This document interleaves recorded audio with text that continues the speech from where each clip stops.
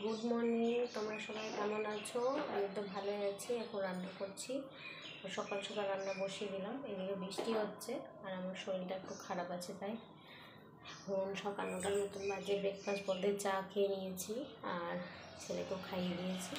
এখন চলো আজকে রান্না করছি, মানে ভাজাভুজি করছি, বেশি শাক করবো, ঢেঁড়স ভাজা করব, আলু আর করলা ভাজা আর পটল একটা ভাজা করব, আর আজকে আম দিয়ে ডাল করব। প্রথম আম দিয়ে ডাল খাবো। চলো।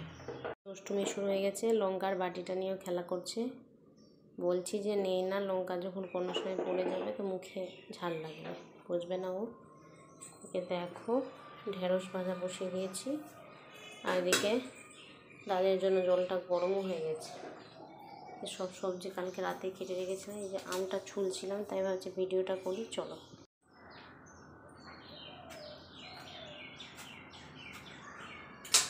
এটা যে কী আম আমি ঠিক জানি না, আর আমি আম চিনতে যাই না, কিছু বলতে পারলাম না, কিন্তু আম দিয়ে ডাল আমার খুব ভালো লাগে।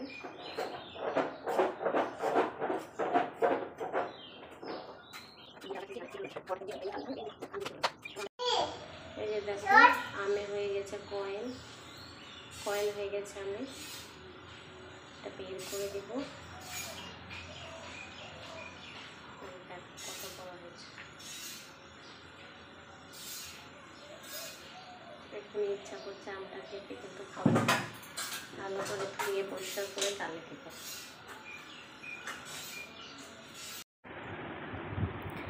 এদিকে দেখো ডালের জন্য জলটা গরম হয়ে গেছে, কারণ আজকে টক ডাল করব, তাই জন্য মানে বাটিতে ডাল নিয়ে তাড়াতাড়ি করে মানে ডালটা দিয়ে দেবো। ওদিকে পেঁয়াজ লঙ্কা কাটা হয়ে গেছে, আর আম তো আমার ছুলা হয়ে গেছে। আম আমাদের এখানে মালিকের গাছে, মানে জেঠুরা বলেছে যে আম কত পড়ে আছে, তোমরা নিয়ে যাচ্ছ না, আম ডাল খাচ্ছ না, তো তাই জন্য বোনকে বলেছিলাম যে একবারে কুড়িয়ে নিয়ে এসো, ফ্রিজে রাখা হবে আর খাওয়া হবে, তাই বোন নিয়ে এসছে। এদিকে দেখো মানে আম ডালটা এত সুন্দর হয়েছে সব কিছু দিয়ে, আজকে মানে ভালো করে করে সিটিটা মারতে দিয়ে দিলাম। এদিকে ঢেঁড়স ভাজা হচ্ছে আমার, কারণ ঢেঁড়স ভাজা না আমার এত ভালো লাগে না, কিন্তু বোন নিয়ে এসছে, কী করবো, গরমে তো সবজিটাই বেশি খাওয়াবো, মানে খাবো, সব কিছুই খাওয়া যায়, কিন্তু সবজিটা বেশি করে আমি দেখেছি, মানে সবজি টবজি বেশি খেলে না পেট টেট ঠিক থাকে, আর বেশি এই মাছ মাংস বেশি খেলে মানে শরীরে কি বলবো, মানে এত পেটে গন্ডগোল হয়ে আমার বলো বরের বলো খুবই খারাপ, মানে গরমের পরিস্থিতি খুব খারাপ হয়ে যাচ্ছে। আর বরকে বলেছি যে তুমি যতদিন বাজারে যাবে সকাল সকাল মাছ আনতে, মানে তুমি শাক নিয়ে আসবে, মানে লাল ডাঁটার শাকটা আমার খুব ভালো লাগে, আর বাবুরও খুব সুন্দর, ও শাক খুব পছন্দ করে। বললাম যে শাকটা খাওয়া তো আমাদের বেশি ভালো, তাই জন্য দেখো কালকে নিয়ে এসেছিলো 2টো ডাঁটা, একটা ডাঁটা ছাড়িয়ে রেখেছি, দুটোই ছাড়িয়ে রেখেছিলাম, অর্ধেকটা প্লাস্টিকে রেখে দিয়েছি, কারণ ভাবছি যে হঠাৎ করে যদি বাড়ি টাড়ি যাওয়া হয়, শ্বশুর বাড়ির কথা বলছি, তাই জন্য ওরকে বললাম যে ছাড়িয়ে রেখে দিই, কোন সময় প্ল্যান হয়ে যায় বাড়ি যাওয়া, তাই।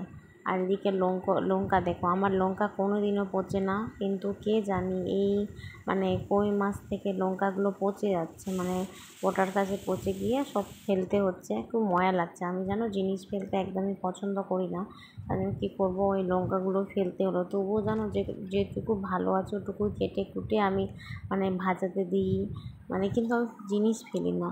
এদিকে বাবুর জন্য মৌসম্বি জুস বানিয়েছিলাম, আওয়াজটা কেন আসছিল না, তাই জন্য ভয়েসটা দিচ্ছি। মৌসম্বি ওকে জুস খাইয়ে দিয়ে এদিকে আমি ভাজা বসিয়ে দিচ্ছি, ভাজা যেন কি শাক কি বসাচ্ছিলাম, আর দিকে বর মানে গান চালিয়েছিল, বাবু ওদিকে গান শোনার জন্য মানে কান্না করছিল, তাই জন্য ভয়েসটা দিচ্ছি, কারণ গানে তো আওয়াজ চলে আসে যদি, তাই। এদিকে মানে আমি কাজ করছি, এদিকে শাকটা দেওয়ার জন্যই করছি। আর আমি জানো মানে একটু যদি কিছু নোংরা থাকে আমি মোছামুছি করতে শুরু করে দিই, মানে আমার একদমই নোংরা পছন্দ না, এর জন্য মানে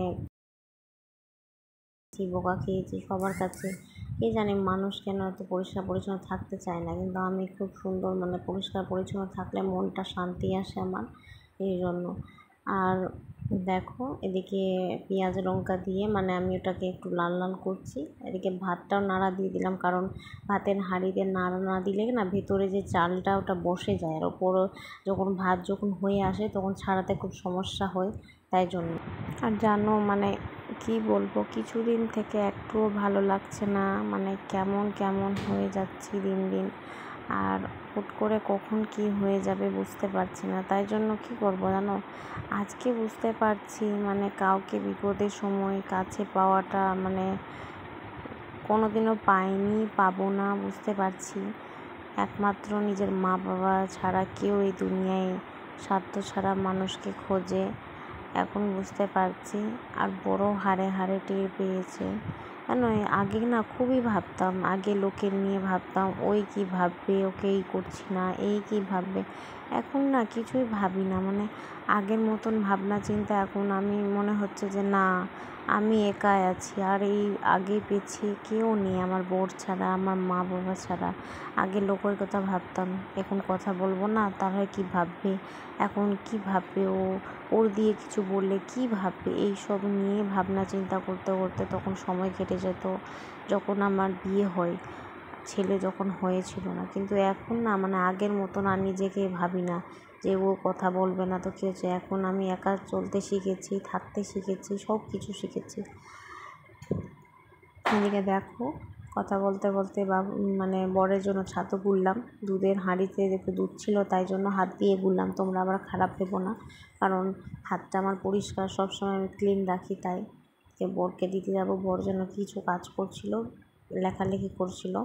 এদিকে বাবুর অবস্থা দেখো, ও পড়ছে বাবার সাথে, কারণ ও যখনই ওর পাপা বই নিয়ে বসে তখন ওইও বসে। এটা আমার খুব ভালো লাগে, কারণ আমার ছেলে একদিক থেকে একটু এটা ভালো, মানে যে পড়াশোনা করে। আর ওর তো ঠাকুরের মানে জিনিস নিয়ে এদিকে ফেলাফেলি, কী করবো বলো, বাচ্চা মানুষ ঠাকুর নিয়ে এতই করে না, পাগল হয়ে যায়, তবু কিছু বলতে পারে না, বকা দিই, মারি, আর কি কত কি করব। থাক, ঠাকুর তো আর কিছু দেখে না যে আমার অবস্থা খুব খারাপ, কারণ আজকে এদিকে প্রচুর গরম পড়িয়েছে। আর আমার রান্নাবান্না কমপ্লিট হলো, এখন 10:30 মতন বাজে। তাড়াতাড়ি করার কারণ রান্নাঘরটা একটু ক্লিন করতে হবে, অনেক দিন থেকে ক্লিন করা হয়নি, মানে প্রায় 2 মাস হয়ে গেল। চলো কি রান্না করেছে দেখাচ্ছি। ডাল, এই যে আম দিয়ে টক ডাল, এদিকে করেছি ছেলের ডাল মানে লঙ্কা ছাড়া, এদিকে হয়েছে ভাজা, এখানে আছে আলু, উচ্ছে আর একটু পটল দেওয়া হয়েছে, আর এদিকে হয়েছে লাল ডাঁটার শাক সাইডে রেখেছি, একটাই বাটিতে রাখলাম।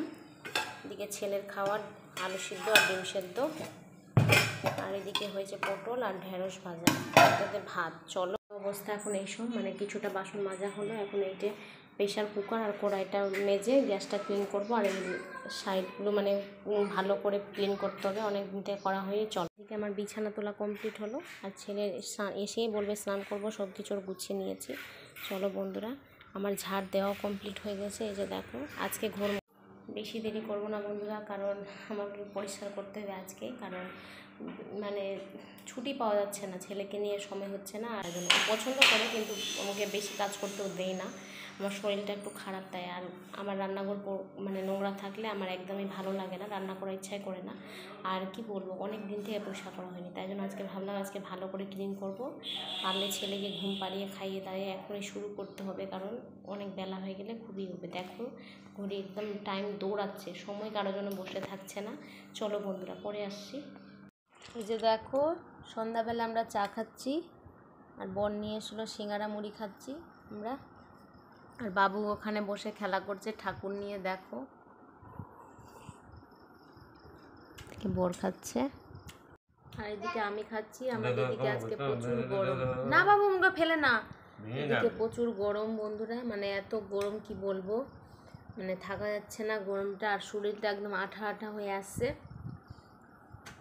তাই জন্য এখন মানে চা করেছি, খাচ্ছি, একটু পরে ভাবছি যে তাড়াতাড়ি রুটি বানিয়ে নিব, কারণ বেশি দেরি করব না, বেশি রাত হলে মানে বেশি মানে একটু লাগে আমার, তাই জন্য ভাবছি এখন ছেলেকে খাওয়াবো। চলো পরে আসছি। তো হ্যালো বন্ধুরা, রাতে ডিনার তো কমপ্লিট হলো, আর আমি একটু স্নান করলাম, কারণ আমাদের এদিকে প্রচণ্ড গরম, মালদার এদিকে প্রচুর গরম, মানে থাকা যাচ্ছে না।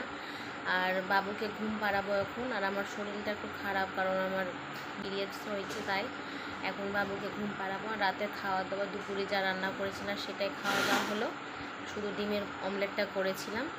চলো বন্ধুরা, আমার ভিডিওটা এখানেই শেষ করছি। যদি ভিডিওটি ভালো লাগে please like and share, subscribe করে দিবে। Bye bye, good night.